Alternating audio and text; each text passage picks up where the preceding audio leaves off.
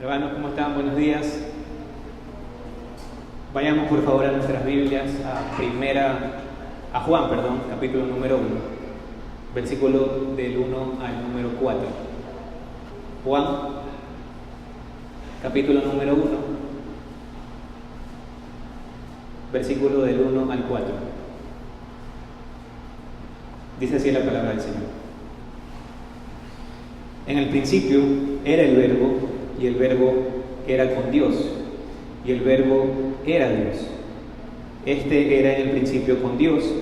Todas las cosas por Él fueron hechas, y sin Él nada de lo que ha sido hecho fue hecho. En Él estaba la vida, y la vida era la luz de los hombres. Hermanos, hasta ahora nosotros en esta serie que hemos iniciado acerca de las falsas enseñanzas, hemos hablado de algunas de estas falsas enseñanzas. Hemos hablado de algunas sectas también.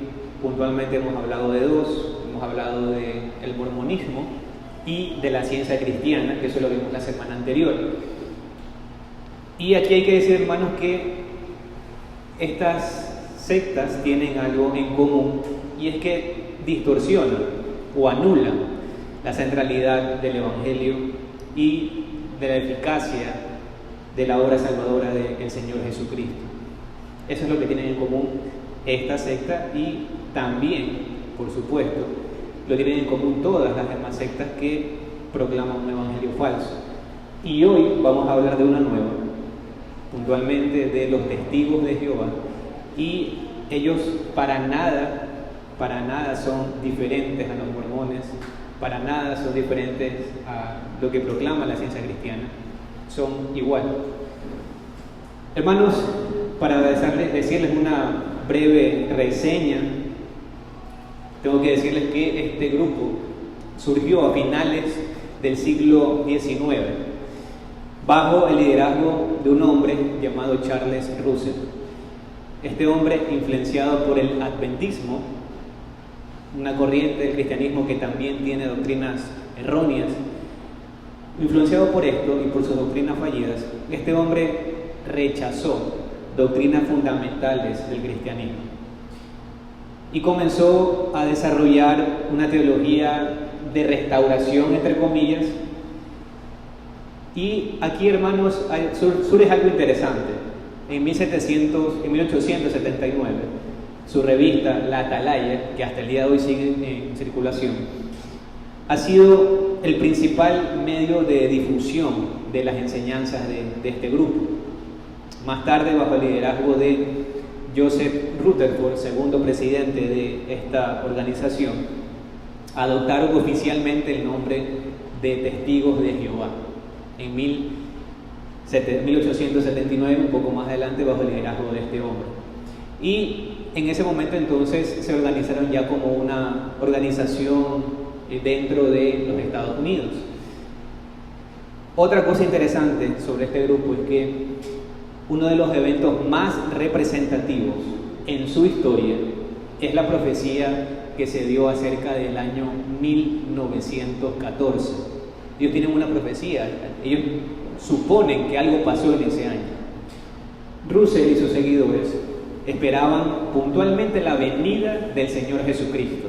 Eso es lo que ellos profetizaron para ese año, que el Señor Jesucristo iba a venir en el año 1914.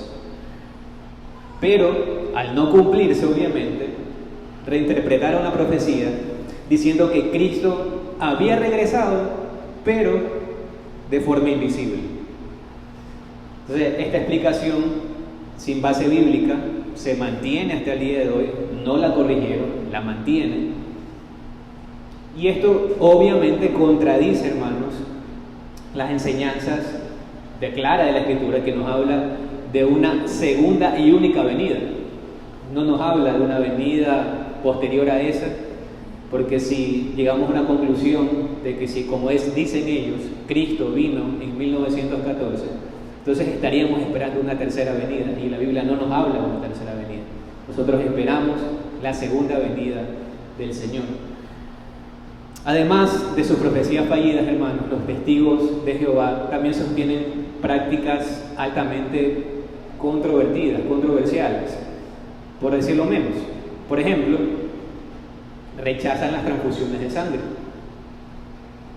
incluso en situaciones que pueden llegar a poner en riesgo la vida de una persona, basándose en una interpretación errónea de las Escrituras.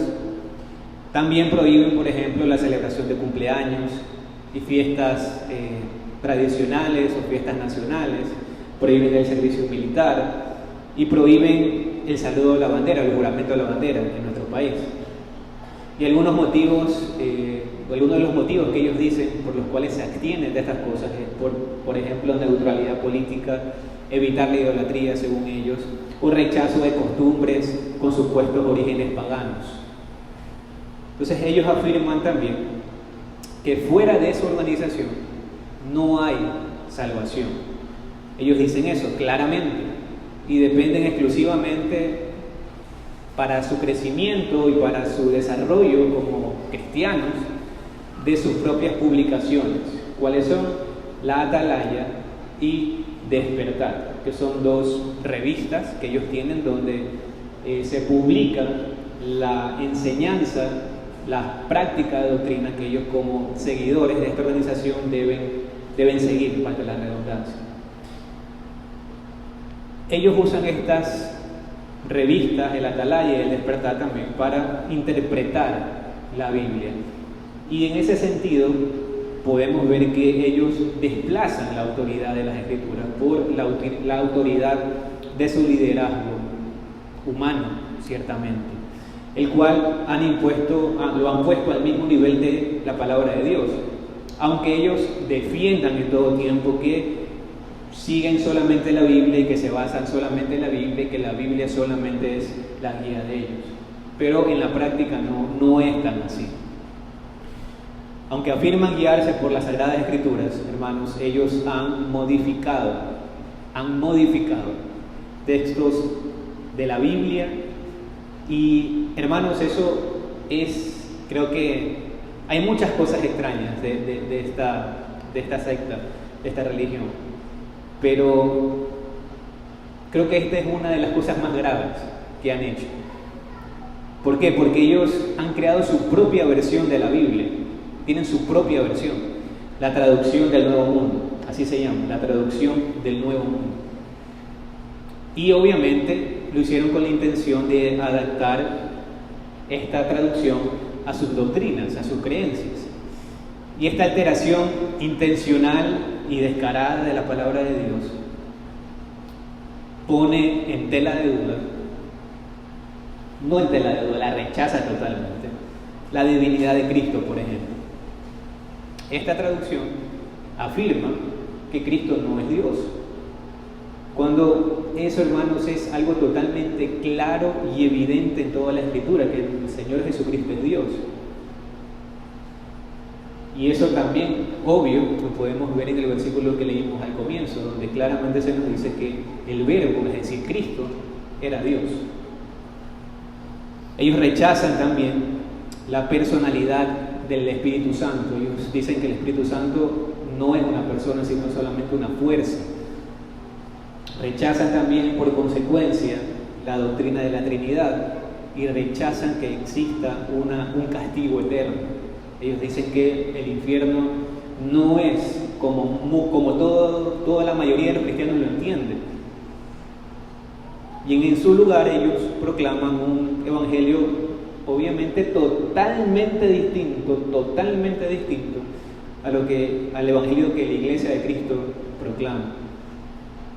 Y a pesar de que ellos se presentan muchas veces como cristianos, su sistema doctrinal, sus doctrinas, contradice los fundamentos mismos del cristianismo histórico y bíblico. Y en ese sentido, hermanos, les puedo decir que esta secta es ciertamente una secta muy peligrosa. Y hoy pretendo mostrarles por qué es peligrosa, en qué sentido es peligrosa. Y que el Señor nos ayude para poder abordar este tema con claridad, la claridad necesaria. Y nosotros como iglesia, obviamente afirmamos que la única regla de fe y práctica es la palabra de Dios. Y nuestro propósito en esta enseñanza es exponer y refutar los errores de estos supuestos testigos a la luz de las Escrituras. Y vamos a verlo en 3 puntos. Primero vamos a hablar de las doctrinas fundamentales de los testigos de Jehová. Segundo, la refutación a estas doctrinas. Y tercero, veremos cómo compartir el Evangelio con estas personas. Finalmente veremos unas conclusiones y unas aplicaciones. Y antes de orar, quiero leer para ustedes, compartirles el credo apostólico, que es preciso para el tema que vamos a tocar el día de hoy, porque, como ustedes saben, hermanos, el credo apostólico es un resumen de nuestra fe. Y aparte de eso, refuta de manera clara las enseñanzas de los testigos de Jehová. ¿Por qué? Porque habla claramente de un Dios que es Padre, que es Hijo y que es Espíritu Santo. El credo dice así: creo en Dios Padre Todopoderoso, Creador del cielo y de la tierra, y en Jesucristo, su único Hijo, nuestro Señor, que fue concebido del Espíritu Santo, nació de María la Virgen, padeció bajo Poncio Pilato, fue crucificado, muerto y sepultado, descendió a los infiernos, el tercer día resucitó entre los muertos, subió al cielo y está sentado a la diestra de Dios Padre Todopoderoso. De allí vendrá a juzgar a los vivos y a los muertos. Creo en el Espíritu Santo, la Santa Iglesia Católica, la comunión de los santos, el perdón de los pecados, la resurrección del cuerpo y la vida eterna. Amén. Oremos, hermanos, para desarrollar estos puntos.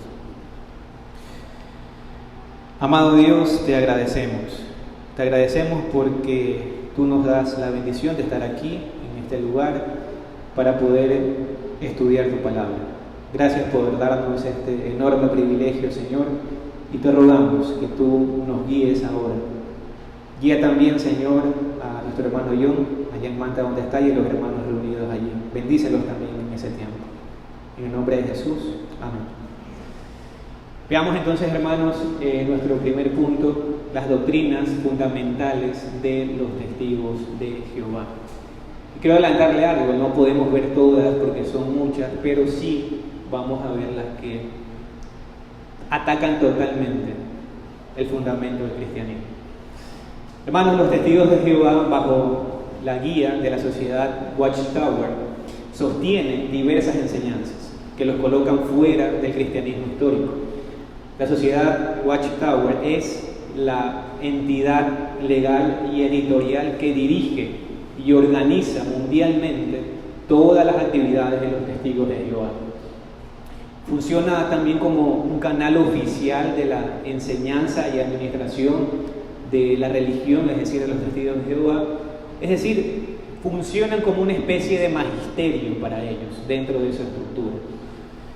De esta organización proviene toda la instrucción doctrinal y práctica que siguen los miembros de los testigos de Jehová, quienes depositan en ellos, por supuesto, una confianza absoluta y les demandan también una confianza absoluta.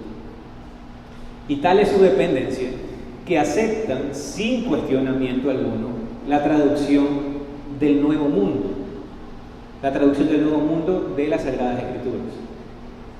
Una versión de la Biblia producida y controlada por la propia organización.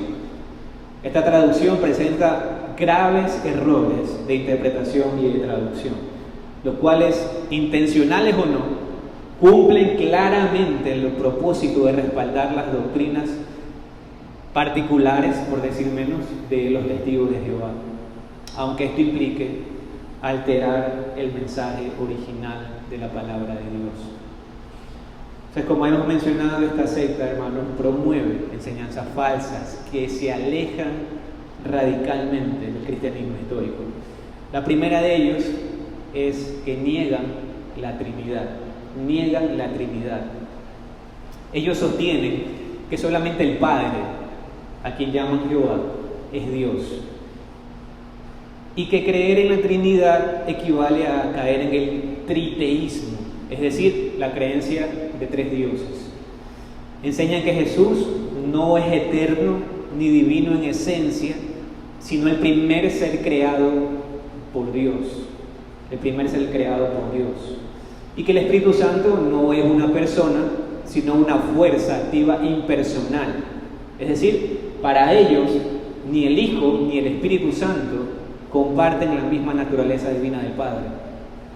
A Cristo lo reducen al nivel de una criatura y al Espíritu lo niegan como una persona distinta, negando así la doctrina histórica y bíblica de un solo Dios eterno en tres personas: Padre, Hijo y Espíritu Santo. Acompáñenme, hermanos, a Isaías, capítulo 43, versículo número 10. Isaías 43, versículo número 10. Vosotros sois mis testigos, dice Jehová, y mi siervo que yo escogí, para que me conozcáis y creáis y entendáis que yo mismo soy. Antes de mí no fue formado Dios, ni lo será después de mí. Si usted le pregunta a un testigo de Jehová cuál es el fundamento bíblico para sostener lo que afirman acerca de Dios, es decir, que solamente el Padre es Dios, lo más probable es que le citen este versículo, ya que según ellos, según la interpretación de ellos, este versículo está enseñando que solamente el Padre es Dios, a quienes ellos llaman Jehová.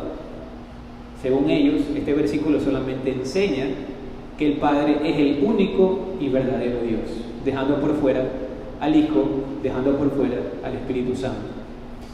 Ahora bien, desde ya le adelanto, hermano, que dicho pasaje para nada excluye en absoluto de la deidad ni a Cristo ni al Espíritu Santo. Más adelante presentaremos la refutación correspondiente a esta interpretación y veremos cómo la enseñanza bíblica completa afirma claramente la doctrina de un solo Dios que existe en tres personas. Entonces, una de las doctrinas que ellos sostienen es que niegan la Trinidad. Otra doctrina también que sostienen es que niegan la deidad de Cristo y lo identifican, escuche bien, y lo identifican con el arcángel Miguel. Niegan la deidad de Cristo y lo identifican con el arcángel Miguel. Ellos afirman que Jesús es el arcángel Miguel. ¿Basado en qué? Se preguntará. ¿Hay algún fundamento? ¿Por qué lo creen? No, según ellos sí tienen un fundamento. Veamos cuál es el fundamento que ellos sostienen. Vayamos a Primera de Tesalonicenses, capítulo número 4, versículo número 16. Primera de Tesalonicenses, capítulo número 4, versículo 16. Porque el Señor mismo, con voz de mando, con voz de arcángel y con trompeta de Dios, descenderá del cielo, y los muertos en Cristo resucitarán primero. Este es uno de los versículos, hermanos, que ellos sostienen para afirmar que Jesús es el arcángel Miguel. Veamos otro. Judas, versículo número 9. Judas, versículo número 9.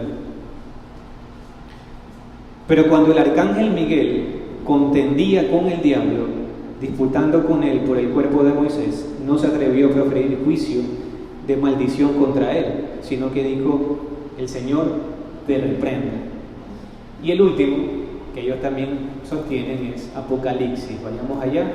Apocalipsis, capítulo número 12, versículo número 7. Apocalipsis 12, versículo 7.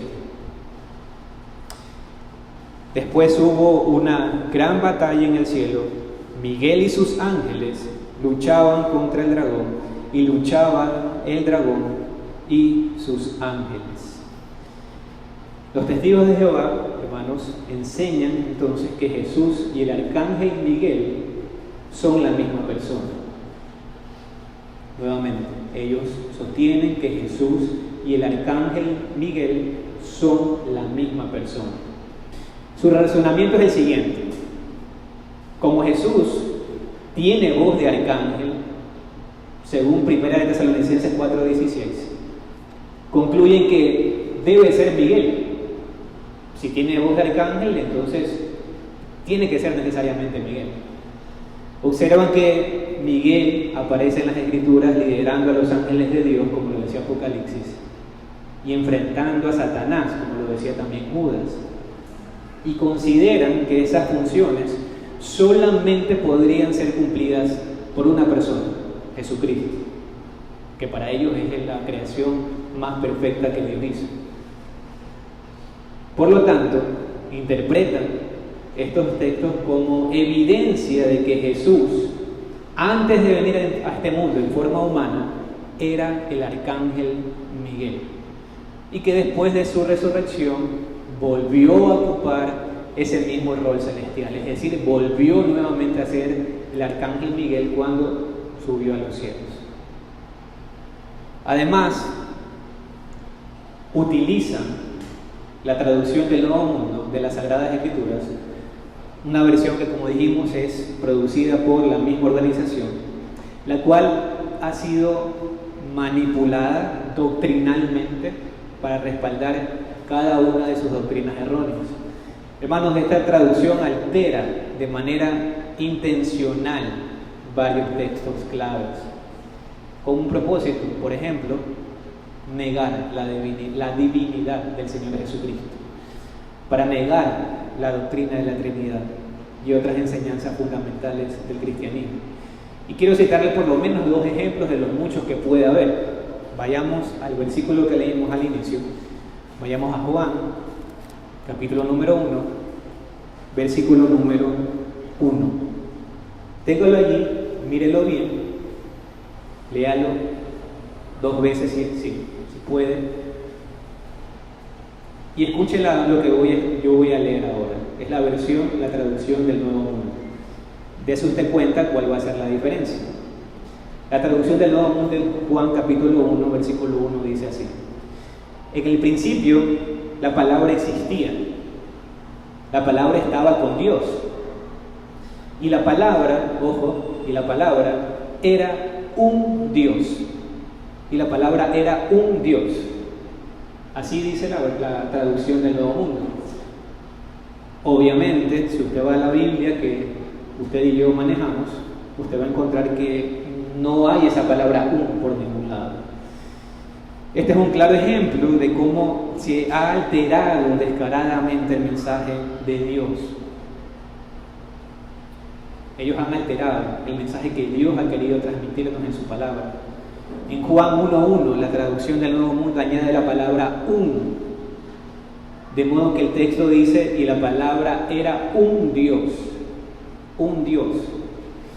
Esta inserción que ellos hicieron no aparece en el original y contradice lo que enseña fielmente la mayoría de las traducciones aceptadas por las iglesias del Señor, que correctamente dicen, como usted lo tiene en su Biblia, en esa parte, y el verbo era Dios.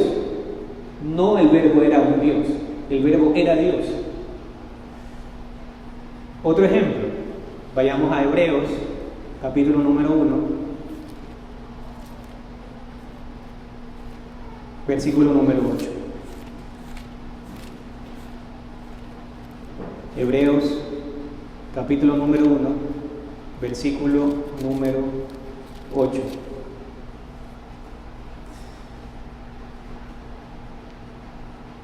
Y ojo aquí, hermanos, en el contexto es el Padre quien está hablando. Léalo un par de veces, analícelo. Voy a leer la versión de la traducción del Nuevo Mundo y encuentre usted la diferencia. Hebreos 1:8, traducción del Nuevo Mundo, dice: pero del Hijo dice: Dios es tu trono para siempre jamás, y el cetro de tu reino es el cetro de rectitud. Nuevamente, ¿qué dice la traducción del Nuevo Mundo? Pero del Hijo dice: Dios es tu trono para siempre jamás, y el cetro de tu reino es el cetro de rectitud. Nuevamente, hermanos, hay una clara diferencia. La intención detrás de esta traducción es clara: eliminar la verdad de que Jesús es Dios. Pero el mensaje que nos quiere transmitir el texto correctamente traducido es contundente. El Padre llama al Hijo Dios. El Padre llama al Hijo Dios. ¿Cómo podría entonces el Padre dirigirse a una criatura con ese título? ¿Cómo podría el Padre dirigirse al arcángel Miguel, según ellos, con ese título de Dios? Esa es una buena pregunta que todo testigo de Jehová debería considerar con seriedad, pues ellos afirman que Cristo era una criatura más. El versículo en sus Biblias y en mi Biblia dice claramente: mas del Hijo dice, tu trono, oh Dios, por el siglo del siglo, cetro de equidad, es el cetro de tu reino. Son dos ejemplos, hermanos, nada más. Si usted investiga, va a encontrar muchísimos más. Entonces, una doctrina que ellos sostienen es que niegan la Trinidad. Otra doctrina es que asumen que Jesucristo es el arcángel Miguel y niegan la deidad de Jesucristo. Y otra doctrina que sostienen también es una visión distorsionada del juicio eterno. Una visión distorsionada del juicio eterno. Y para explicarlo mejor y no sea tan complicado, dividamos el grupo de personas entre malos y buenos. Según los testigos de Jehová, cuando una persona mala muere, va al infierno, que para ellos simplemente es la tumba común o el Seol. Para ellos es un estado de inconsciencia donde no hay sufrimiento ni castigo. Y uno de los pasajes que ellos pueden llegar a usar para esto es Eclesiastés 9:5. Vayamos allí, Eclesiastés 9,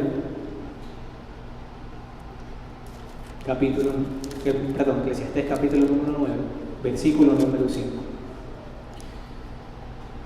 Dice: porque los que viven saben que han de morir, pero los muertos nada saben, ni tienen más paga, porque su memoria es puesta en el olvido. Para los testigos de Jehová, este versículo sostiene la idea de que la muerte es un estado de inconsciencia total, sin sufrimiento, sin tormento. Según su doctrina, cuando una persona muere, simplemente deja de existir, nada más, hasta el juicio final. En ese juicio, si Dios, por ejemplo, declara que tal individuo efectivamente es una persona mala y que en ese sentido no puede salvarse, esas personas serán arrojadas al lago de fuego, que simboliza para ellos la destrucción eterna y eliminación definitiva sin resurrección. Y esto representa entonces una aniquilación, como ellos le dicen, completa y definitiva de esas personas. Es como una declaración formal de que estas personas van a ser eliminadas totalmente, excluyendo entonces así la idea de un castigo eterno, de un infierno donde hay tormento, concepto que para ellos es totalmente incompatible con un Dios amoroso. Por otro lado, los buenos, las buenas personas, al morir, dicen ellos, también van al infierno o a la tumba y permanecen inconscientes esperando la resurrección. Jesús mismo llamó a la muerte sueño antes de resucitar a Lázaro, por ejemplo. Entre los buenos hay dos esperanzas, dicen ellos. Un grupo especial de 144,000 personas, 144,000 cristianos ungidos que serán resucitados o llevados al cielo para reinar con Jesucristo como reyes y sacerdotes. Y el otro grupo son la mayoría. En cambio, ellos van a esperar vivir eternamente en el paraíso terrenal, ya sea sobreviviendo al Armagedón o al juicio final, o siendo resucitados después de la muerte, como se indica en el Salmo 37:9, que cita: los justos heredarán la tierra y vivirán en ella para siempre. Eso es lo que ellos sostienen. Entonces hemos expuesto las principales doctrinas que ellos sostienen, que ellos sostienen. Como les dije al inicio, no son todas, pero estas son las que atentan directamente al fundamento histórico del cristianismo y, por supuesto, al Evangelio de Cristo. Dichas doctrinas reflejan engaño, error y una clara desviación del Evangelio de Cristo. Por eso es necesario, hermanos, refutarlas, y esto me lleva a mi segundo punto: la refutación bíblica de estos errores, de estas doctrinas. Hablemos entonces primero que nosotros, los cristianos, el pueblo de Dios, creemos en la doctrina de la Trinidad. Creemos en la doctrina de la Trinidad. Al rechazar la doctrina de la Trinidad y enseñar que solamente el Padre es Dios, como dicen los testigos de Jehová, están negando tanto la deidad del Hijo como la personalidad también del Espíritu Santo. Y en este sentido se está incurriendo en un error teológico y puntualmente en una herejía. La Biblia enseña claramente que Dios es uno en esencia y trino en personas: Padre, Hijo y Espíritu Santo, coexistiendo eternamente y compartiendo la misma naturaleza divina, la misma gloria. Vayamos, hermanos, a Mateo capítulo 28, versículo número 19. Mateo capítulo número 28, versículo número 19.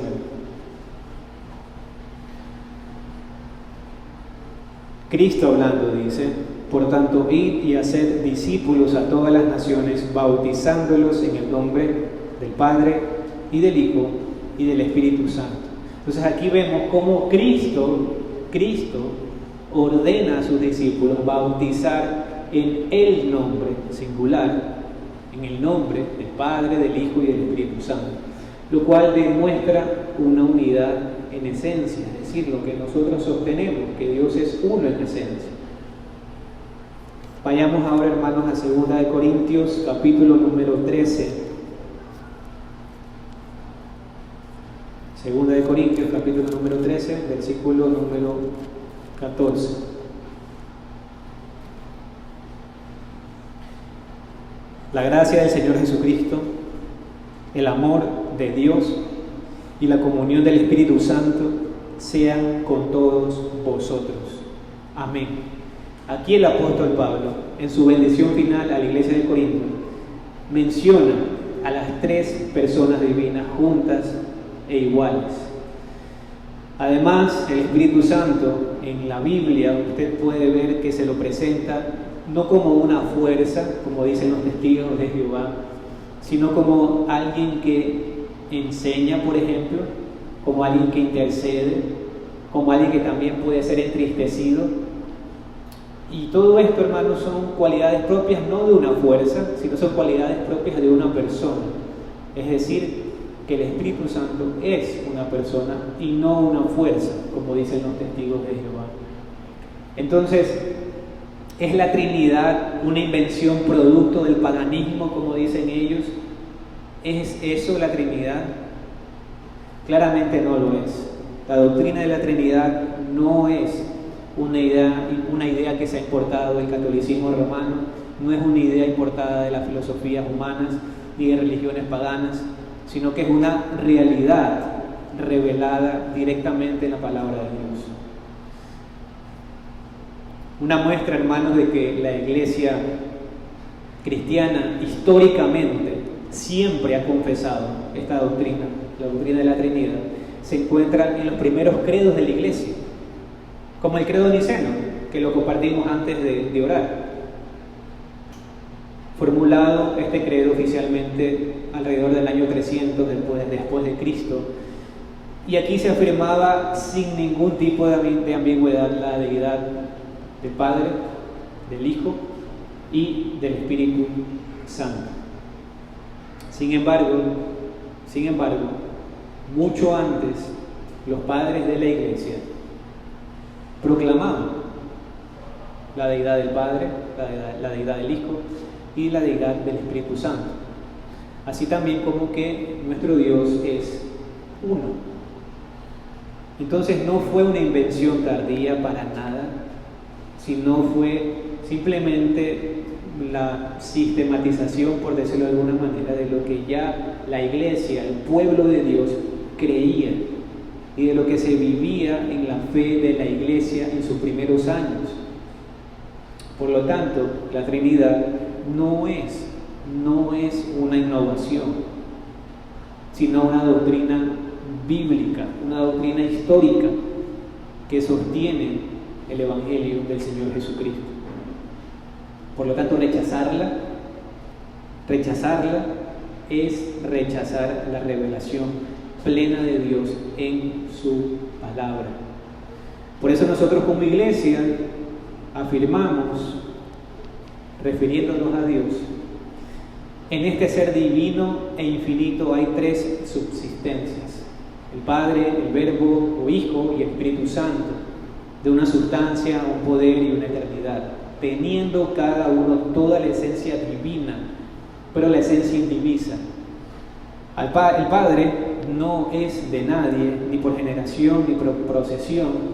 El Hijo es engendrado eternamente del Padre, y el Espíritu Santo procede del Padre y del Hijo. Todos ellos son infinitos, sin principio, y por tanto son un solo Dios, que no ha de ser dividido en naturaleza y ser, sino distinguido por varias propiedades relativas peculiares y relaciones personales. Dicha doctrina de la Trinidad es el fundamento de toda nuestra comunión con Dios y nuestra consoladora dependencia de Él. Eso es lo que creemos en cuanto a la Trinidad. Otra refutación: como iglesia y como pueblo de Dios en general, los cristianos afirman la deidad del Señor Jesucristo. Afirmamos la deidad del Señor Jesucristo y por supuesto negamos que Él sea el arcángel Miguel, como lo sostienen los testigos de Jehová. La enseñanza de que Jesús es el arcángel Miguel contradice por completo el testimonio de las Escrituras.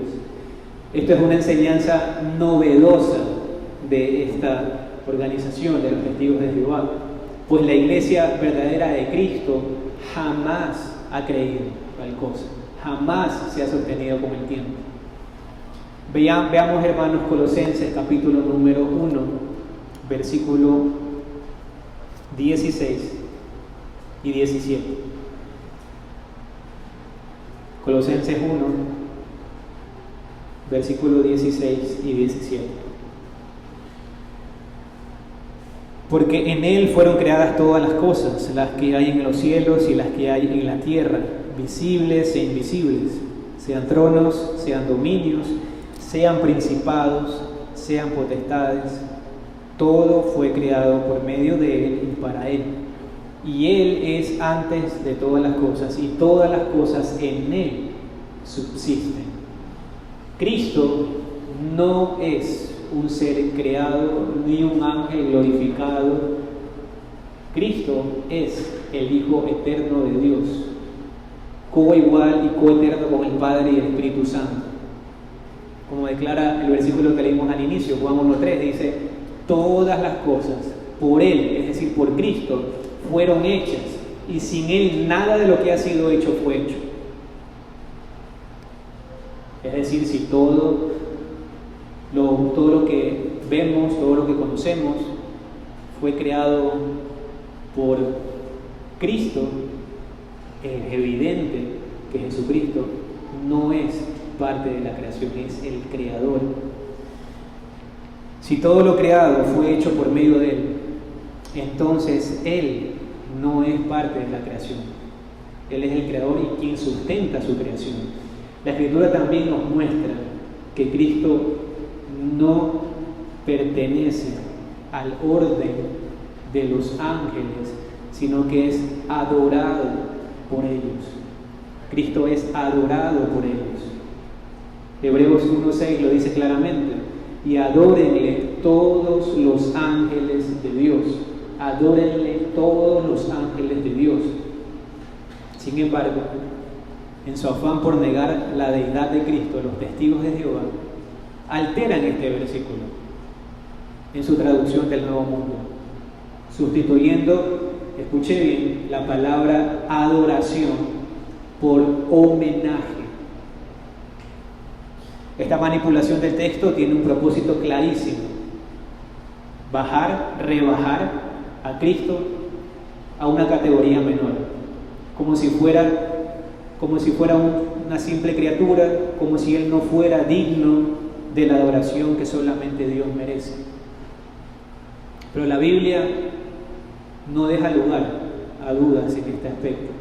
Jesús recibe adoración no solo de los ángeles, sino también de los hombres, y acepta esa adoración, algo que ni los ángeles ni los apóstoles permitieron jamás. Además, Cristo también podemos ver que posee atributos y títulos que pertenecen exclusivamente a Dios. Además, textos como Juan 1:1, que lo leímos hace un momento, donde se habla de que el Verbo era Dios. Hebreos capítulo 1 y versículo número 8, donde se dice: tu trono, oh Dios, por el siglo del siglo, afirman sin ningún tipo de ambigüedad la deidad de Jesucristo. Que el Padre llame Dios al Hijo es una prueba concluyente para esto.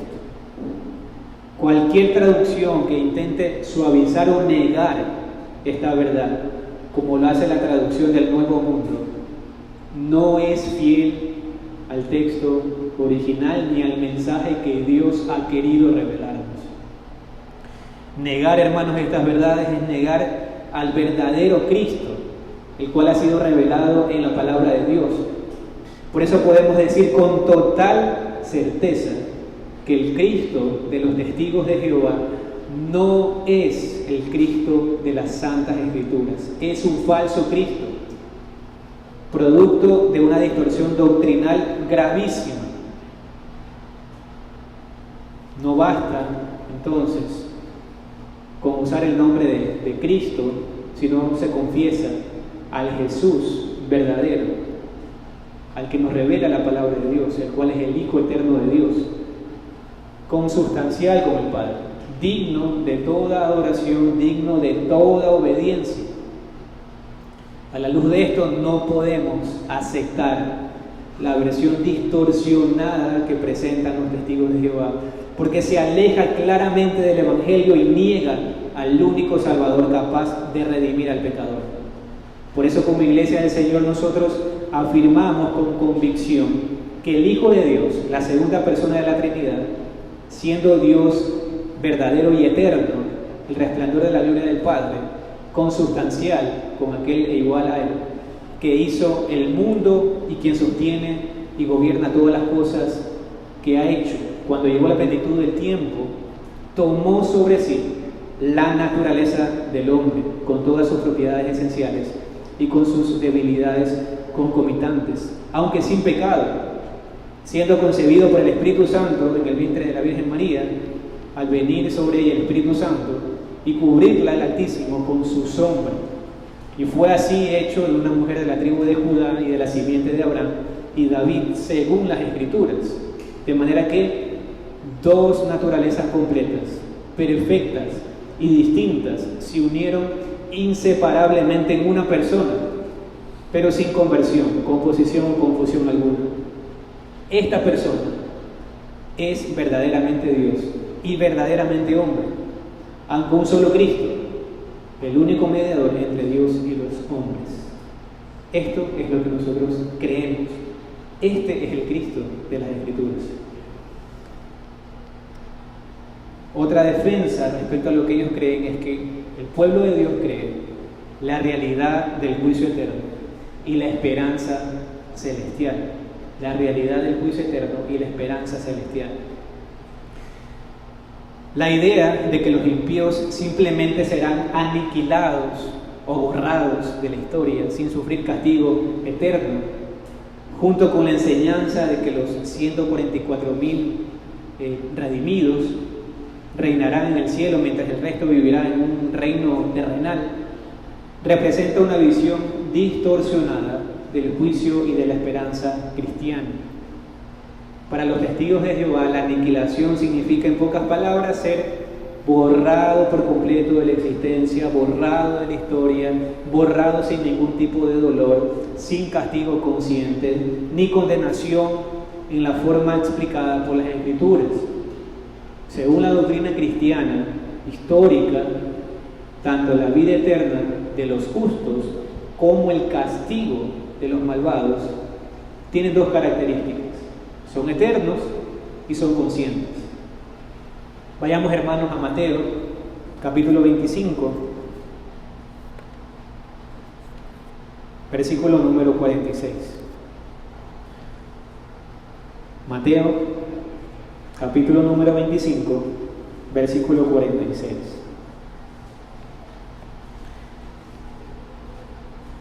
E irán estos al castigo eterno y los justos a la vida eterna. Cristo, hablando, dice que hay un castigo eterno. Y esto no requiere, hermanos, una interpretación forzada, una superinterpretación. Eterno es eterno. No significa temporal, no significa momentáneo. Ambos destinos que Jesús menciona, la vida eterna y el castigo eterno, tienen la misma duración, lo que refleja la seriedad y permanencia de ambos juicios. Vayamos ahora, hermanos, a Apocalipsis capítulo número 20, versículo número 10.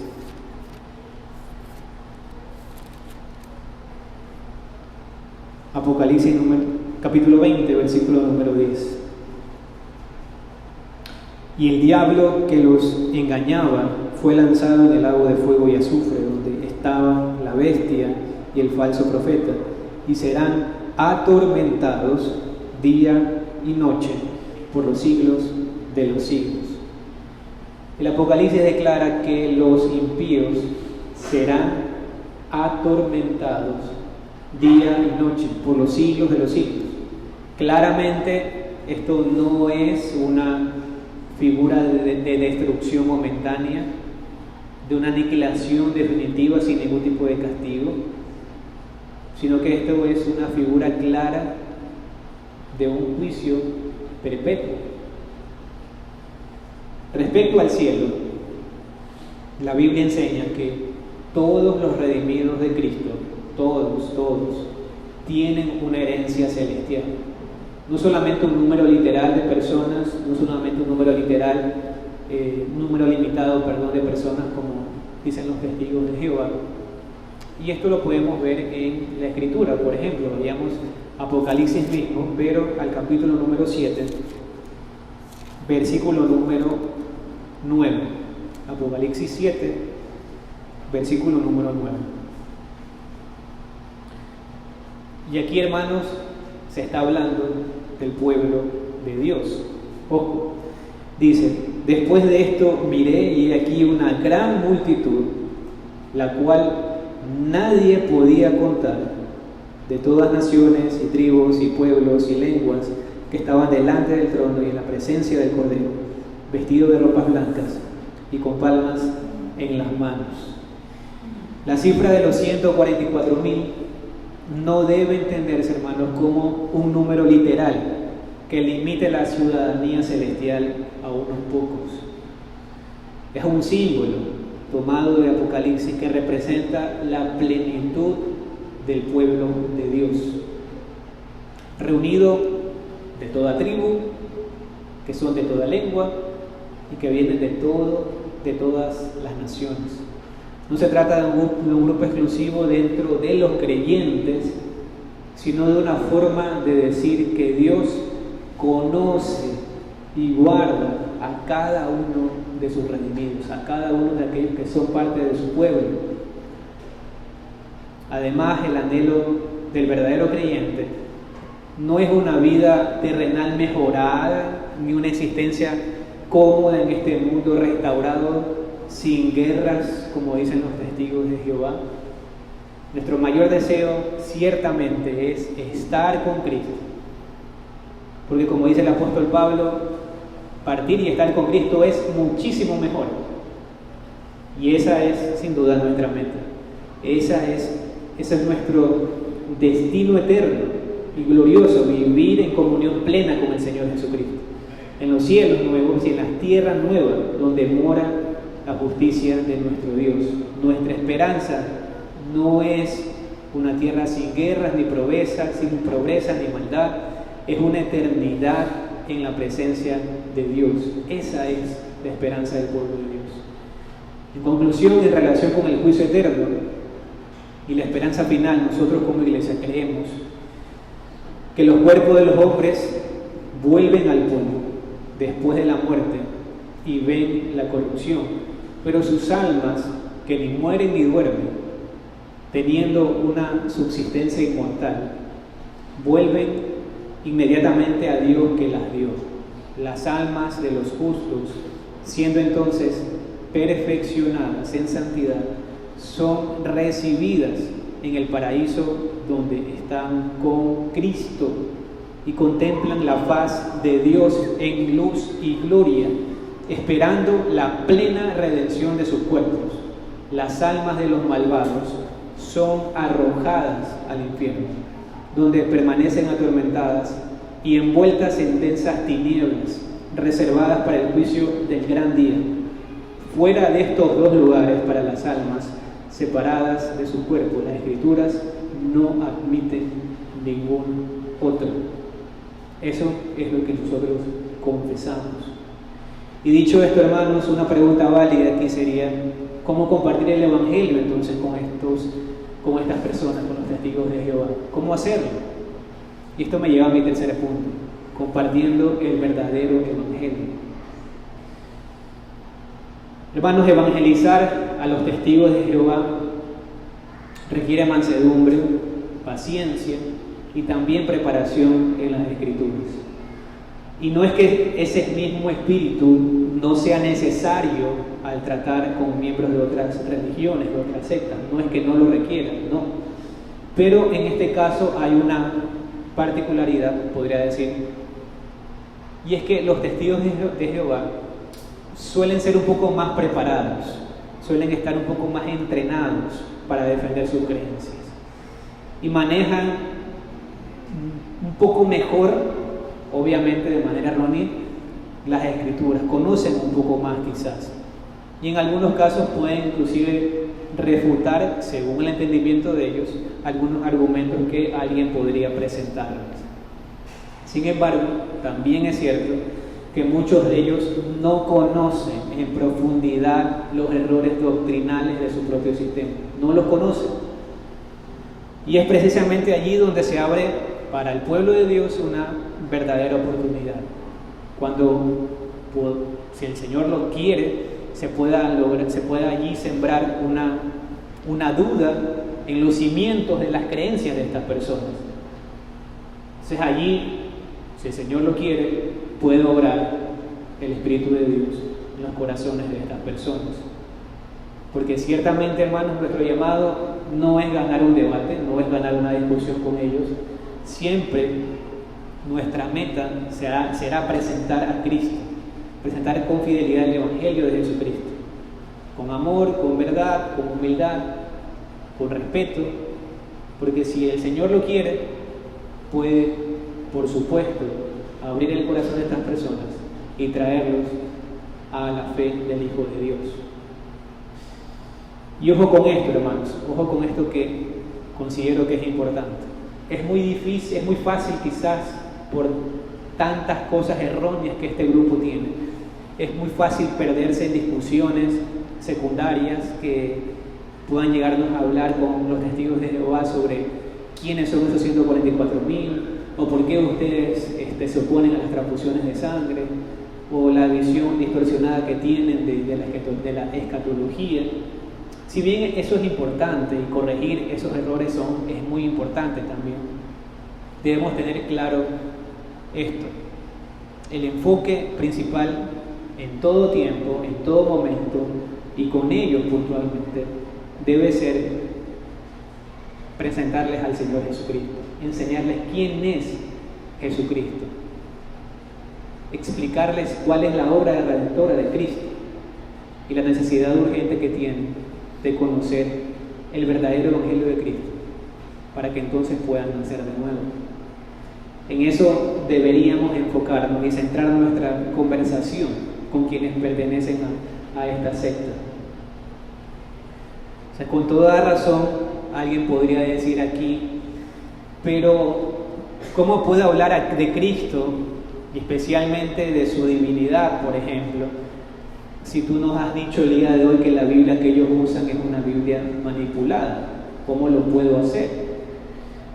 Y tendría que decirte que estás en lo correcto. La traducción del Nuevo Mundo ha sido alterada por negar la deidad de Cristo y otras verdades esenciales del Evangelio. Sin embargo, hay algo que es importante que tú debes conocerlo. Aún en su propia versión hay textos que han escapado de esa manipulación y que declaran con claridad la divinidad de Jesucristo. Los hay todavía. Quiero decirte por lo menos dos de ellos: Isaías 9:6 y Juan 20:28. Al menos dos. Isaías 9:6, la traducción del Nuevo Mundo, tal cual, usted puede ir a la página de los testigos de Jehová y lo va a encontrar así, tal cual, dice así: de Jesús dice, refiriéndose a la profecía de Isaías, Dios Todopoderoso. Todavía está así, Dios Todopoderoso. Usted puede llevarlo a esa persona quizás al texto y decir, ¿de quién se está refiriendo esta persona? Esa persona dice, se está refiriendo a Cristo. Ok, entonces se está refiriendo a Cristo, entonces ese pasaje está afirmando que Cristo es Dios. ¿Lo crees o no lo crees? Otro pasaje que está tal cual es Juan 20:28. Juan 20:28. Aquí Tomás le dice a Jesús, mi Señor y mi Dios, mi Señor y mi Dios. Y aquí Jesús no lo corrige ni lo reprende, sino que acepta su oración. Y así tal cual como lo he compartido, hermanos, mi Señor y mi Dios, así tal cual usted lo encuentra en la traducción del Nuevo Mundo. Usted puede ir nuevamente con esa persona y preguntarle, ¿a quién se está refiriendo Tomás allí? A Cristo. Ok, a Cristo lo están llamando mi Señor y mi Dios. ¿Crees eso? Puede ser un buen punto que usted puede tocar. Y aquí surge una buena pregunta, una excelente pregunta para plantear todas estas cosas que ciertamente refutan lo que ellos creen. Y siempre en el marco del amor y del respeto, podríamos preguntarle a estas personas si Jesús es solamente una criatura, como tú dices, que es la criatura más perfecta que Dios hizo, como tú lo entiendes y como tu organización lo enseña. ¿Cómo puede ser llamado Dios poderoso y recibir adoración de un hombre? ¿Cómo Cristo puede ser llamado Dios poderoso? ¿Cómo Cristo, siendo criatura, acepta la adoración de un hombre? ¿Cómo lo explicas? ¿Cómo lo entiendes? Y una persona honesta tendrá que reflexionar quizás seriamente sobre lo que se va a argumentar. Tal vez otros van a intentar evadir el punto, diciendo que se trata de una criatura exaltada o que es un Dios menor con autoridad delegada por Dios el Padre. Pero si alguien mira con honestidad el texto, se dará cuenta que si Jesús es verdaderamente Dios, entonces todo lo que la organización enseña, todo lo que esta organización enseña acerca de Cristo, se viene abajo, se derrumba totalmente, se derrumba toda la creencia que ellos tienen sobre Jesucristo. Y si Jesús no es una criatura, sino que es el Dios verdadero, entonces Él debe ser adorado y no solamente homenajeado, como ellos dicen. Si Jesús no es una criatura, sino que es el Dios verdadero, entonces Él participó plenamente en la creación. También su obra redentora entonces tiene un valor infinito para el pueblo de Dios, y solamente Él puede ser el Salvador de los pobres. Y también, por consecuencia, es parte de la deidad, de la divinidad. Y por lo tanto, la doctrina de la Trinidad no es un invento, sino una revelación bíblica. El entendimiento correcto de quién es Cristo afecta directamente la salvación de las personas. Porque si Jesús no es Dios, ojo, si Jesús no es Dios, entonces Él no puede ser ese Cordero perfecto, sin mancha, capaz de llevar el pecado de su pueblo. Si Él no es eterno, su sacrificio entonces no tiene valor y tampoco es eterno. Un ser creado no puede reconciliar al hombre con Dios. Solamente el Dios hombre, Jesucristo, puede mediar entre un Dios santo y los pecadores. Es por eso que presentar al Cristo verdadero no es solamente algo secundario, sino que es presentar al único Salvador capaz de redimir eternamente al pueblo de Dios. Y rechazar su verdadera identidad es rechazar el verdadero Evangelio, es rechazar al verdadero Cristo, y con ello rechazar la salvación que solamente Él puede otorgar, una salvación eterna. El verdadero Cristo es la solución para escapar del evangelio de obras y de esclavitud religiosa en el que viven atrapados muchos de los testigos de Jehová. Ellos han sido enseñados a creer que la salvación depende de su obediencia a una organización, de obediencia a las publicaciones, el atalayo, el despertar. Pero la Escritura declara que solo Cristo es suficiente. No es la sumisión a una institución lo que salva, sino la fe viva en el Hijo de Dios, que murió y resucitó por su pueblo. Como conclusión, hermanos, de lo que hemos visto hoy, los testigos de Jehová, aunque emplean un lenguaje bíblico, usan la Biblia y muestran una apariencia de piedad moral, niegan verdades históricas y esenciales del Evangelio, rechazan la doctrina de la Trinidad, rebajan a Cristo a la categoría de una mera criatura.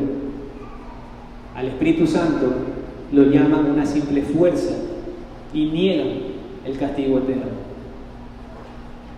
Estas no son diferencias secundarias, son errores doctrinales graves que distorsionan el carácter de Dios y pervierten el mensaje de salvación. Y aquí para nada, por supuesto que se aplica lo que estamos estudiando, el dilema de la separación. Para nada se aplica aquí. Al negar al Cristo verdadero y predicar otro evangelio, se constituyen en falsos testigos, promoviendo una secta condenable que presenta un Dios alterado, un Cristo falso y por lo tanto una salvación inexistente que está fundamentada para ellos en una criatura, pero para el pueblo de Dios en el Dios eterno. Y a manera de aplicación, amigo, que has escuchado esta enseñanza, quiero decirte algo con todo respeto, pero con amor. Te gustaría que no existiera el castigo eterno, ¿verdad? Preferirías simplemente dejar de existir antes que ser condenado eternamente y sufrir por siempre. Esa es una idea comprensible desde el deseo humano que siempre evita el dolor y el sufrimiento. Pero debes saber algo, esta creencia no solo es falsa, sino que atenta gravemente contra la justicia y la santidad de Dios. Un Dios verdaderamente santo y justo no puede pasar por alto el pecado ni perdonar al culpable sin satisfacción. El pecado no es algo menor y ciertamente tú has pecado. Todos aquellos que han violado los mandamientos de Dios han pecado. Es una rebelión directa contra el Creador del universo y por lo tanto mereces un castigo proporcional a la gravedad de tu ofensa. Y ese castigo no es temporal, ese castigo es eterno. Y esto, que quede claro, no contradice el amor de Dios. Al contrario, es precisamente en el sacrificio de Cristo, en la cruz de Cristo, donde se manifiesta de una manera perfecta y armoniosa la justicia de Dios y el amor de Dios. Dios no nos ha dejado sin esperanza. En su gracia Él proveyó no una criatura, no un arcángel, proveyó a su Hijo, Jesucristo, el Eterno, como sustituto perfecto por nosotros. Cristo tomó voluntariamente sobre sí el castigo que nosotros merecíamos, satisfaciendo así plenamente la justicia de nuestro Dios. Por eso la única manera de escapar del juicio eterno no es negándolo, sino refugiándonos en aquel que lo soportó por nosotros, Cristo. Y esa salvación no se obtiene por obras, ni por sometimiento a alguna organización, ni por sometimiento a una persona, ni por mérito humano, sino solamente por la fe en Jesucristo. Esa fe, como enseña la palabra de Dios, es un don de Dios. Es un don de Dios que nos une a Cristo y además nos hace partícipes en la justicia perfecta de Jesucristo. Justificados pues por la fe, tenemos paz para con Dios. Escúchalo bien, es un don, no es el resultado de tu esfuerzo, ni el cúmulo de todos tus conocimientos, de todo lo que tú sabes, de lo que has aprendido. Es algo que Dios te concede por gracia. Así que hoy, si oyes su voz, no endurezcas tu corazón. La Escritura dice: arrepiéntete de tus pecados y cree en el Señor Jesucristo, el único Salvador eterno, el único mediador eterno, el único que puede librarte del juicio venidero y darte vida eterna. Y hermanos, al mirar con cuidado la distorsión que se ha dado a lo largo de la historia en esta organización de los testigos de Jehová, al ver toda esta distorsión que ellos han hecho puntualmente acerca de la persona de Cristo, no podemos y no deberíamos quedarnos simplemente como espectadores señalando el error, que ciertamente lo es y ciertamente debemos hacerlo, pero no sería solamente ese el punto. También debemos nosotros mirar hacia adentro y examinarnos, porque aunque confesamos creer en el Cristo verdadero, el Verbo eterno de Dios, quien es Dios mismo eterno, por quien todo fue creado, dice el capítulo 1 de Juan, también nosotros, hermanos, corremos el peligro de formar en la práctica un Cristo a nuestra medida, un Cristo a mi medida, es decir, un falso Cristo, y debemos cuidarnos de eso. Podemos llegar a seguir un Cristo que no incomoda, por ejemplo. Podemos llegar a seguir un Cristo que no exige santidad, que solamente da consuelo, pero que no corrige. Un Cristo que aprueba nuestras decisiones sin confrontarlas, que se adapta a nuestra voluntad en lugar de llamarnos a someternos a su voluntad. Y ese, hermano, ciertamente no es el Cristo de la Biblia. Es un ídolo que nosotros debemos cuidar de formarnos. Y aunque no estemos en una secta, si nuestra visión de Jesús se desvía de lo que la palabra de Dios revela, terminaremos adorando un Cristo falso, un Cristo que no existe, sin poder ciertamente, un Cristo que no tiene poder para santificarnos, para transformarnos. Por eso, al ver los errores doctrinales de otros, en este caso de los testigos de Jehová, no lo hagamos, primero que no lo hagamos con soberbia, por el hecho de que estamos en una iglesia bíblica, gracias a Dios.